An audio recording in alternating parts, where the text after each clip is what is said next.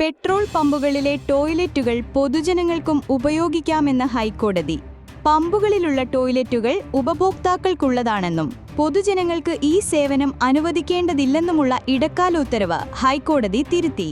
ദേശീയപാതയ്ക്ക് സമീപത്തുള്ളതടക്കം എല്ലാ പെട്രോൾ പമ്പുകളും 24 മണിക്കൂറും പൊതുജനങ്ങൾക്ക് തുറന്നു കൊടുക്കണമെന്ന് പുതുക്കിയ ഉത്തരവിൽ ഹൈക്കോടതി വ്യക്തമാക്കുന്നു. പെട്രോൾ പമ്പുകളിലെ ടോയ്ലറ്റുകളിൽ ഉപഭോക്താക്കൾക്കെന്ന പോലെ പൊതുജനങ്ങൾക്കും പ്രവേശനം അനുവദിക്കണം. സംസ്ഥാനത്തുടനീളമുള്ള റീറ്റെയിൽ ഔട്ട്ലെറ്റുകൾക്ക് ഉത്തരവ് ബാധകമാണ്.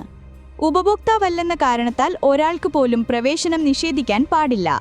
എന്നാൽ സുരക്ഷാ മുൻകരുതൽ ഉൾപ്പെടെയുള്ള അടിയന്തര സാഹചര്യത്തിൽ പ്രവേശനം അനുവദിക്കേണ്ടതില്ലെന്നും കോടതി ഉത്തരവിൽ പറയുന്നുണ്ട്.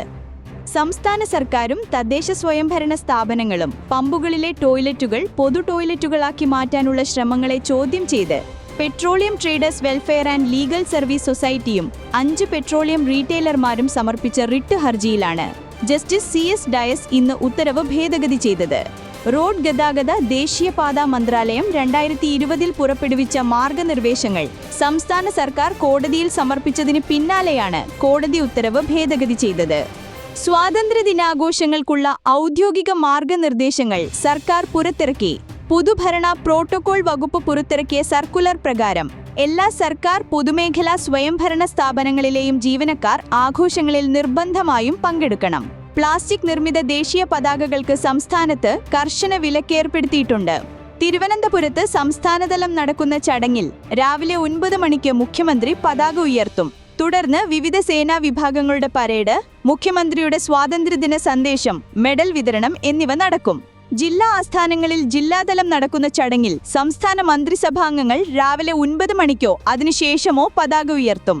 മറ്റു സ്ഥാപനങ്ങൾ, തദ്ദേശ സ്വയംഭരണ സ്ഥാപനങ്ങൾ, സർക്കാർ ഓഫീസുകൾ, വിദ്യാലയങ്ങൾ, ആരോഗ്യ കേന്ദ്രങ്ങൾ എന്നിവിടങ്ങളിൽ സ്ഥാപന മേധാവികൾ രാവിലെ 9 മണിക്ക് ശേഷം പതാക ഉയർത്തണം. ദേശീയ പതാക ഉയർത്തുമ്പോൾ 2002 പതാക നിയമം കർശനമായി പാലിക്കണം. ദേശീയ ഗാനം ആലപിക്കുമ്പോൾ എല്ലാവരും എഴുന്നേറ്റ് നിൽക്കണം.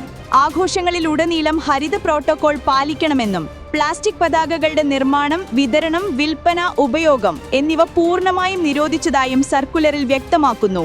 എല്ലാ വകുപ്പ് മേധാവികളും ജില്ലാ കളക്ടർമാരും നിർദ്ദേശങ്ങൾ കർശനമായി പാലിക്കുന്നുണ്ടെന്ന് ഉറപ്പുവരുത്തണമെന്നും സർക്കാർ അറിയിച്ചു. എന്നിവയാണ് പ്രധാന നിർദ്ദേശങ്ങൾ. ഇന്ത്യക്കെതിരെ വീണ്ടും ഭീഷണി ഉയർത്തി പാകിസ്ഥാൻ സൈനിക മേധാവി അസിം മുനീർ. ഭാവിയിൽ ഇന്ത്യയുമായി ഏതെങ്കിലും സൈനിക ഏറ്റുമുട്ടൽ ഉണ്ടായാൽ ഗുജറാത്തിലെ ജാംനഗറിലുള്ള റിലയൻസ് ഇൻഡസ്ട്രീസ് ലിമിറ്റഡിന്റെ റിഫൈനറിയെ ആക്രമിക്കുമെന്നാണ് പുതിയ ഭീഷണി. US-ലെ പാകിസ്ഥാൻ പ്രവാസികളെ അഭിസംബോധന ചെയ്ത് സംസാരിക്കവെയാണ് ഇക്കാര്യം അസിം മുനീർ പറഞ്ഞത്.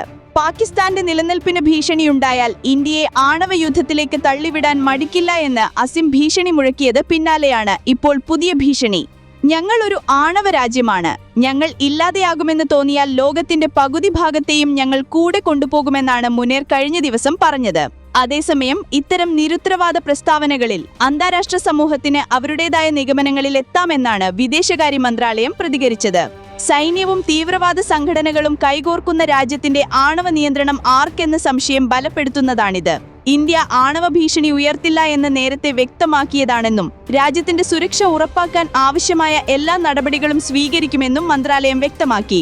ആണവയായുധങ്ങളുടെ കാര്യത്തിൽ പാകിസ്ഥാന്റെ ഉത്തരവാദിത്തമില്ലായ്മ വ്യക്തമാക്കുന്നതാണ് മുനീറിന്റെ പ്രസ്താവനകളെന്ന് നേരത്തെ കേന്ദ്ര സർക്കാരുമായി ബന്ധപ്പെട്ട വൃത്തങ്ങൾ പ്രതികരിച്ചു. പാകിസ്ഥാൻ സൈന്യത്തിന് US പിന്തുണ ലഭിക്കുമ്പോഴെല്ലാം അവർ തനിനിറം കാണിക്കും. പാകിസ്ഥാനിൽ ജനാധിപത്യമില്ലെന്നും രാജ്യം സൈന്യത്തിന്റെ കയ്യിലാണെന്നുമുള്ള പ്രസ്താവനകൾ സൈനിക മേധാവിയുടേത് വ്യക്തമാക്കുന്നതായും കേന്ദ്ര സർക്കാർ വൃത്തങ്ങൾ പറഞ്ഞു. വാർത്തയുടെ പേരിൽ മാധ്യമപ്രവർത്തകർക്ക് മേൽ രാജ്യദ്രോഹ കുറ്റം ചുമത്താനാകില്ല എന്ന് സുപ്രീം കോടതി. ദി വയർ എഡിറ്റർ സിദ്ധാർത്ഥ് വരദരാജന്റെയും ഫൗണ്ടേഷൻ ഓഫ് ഇൻഡിപെൻഡൻസ് ജേർണലിസം അംഗങ്ങളുടെയും അറസ്റ്റ് തടഞ്ഞുകൊണ്ടാണ് കോടതിയുടെ നിരീക്ഷണം.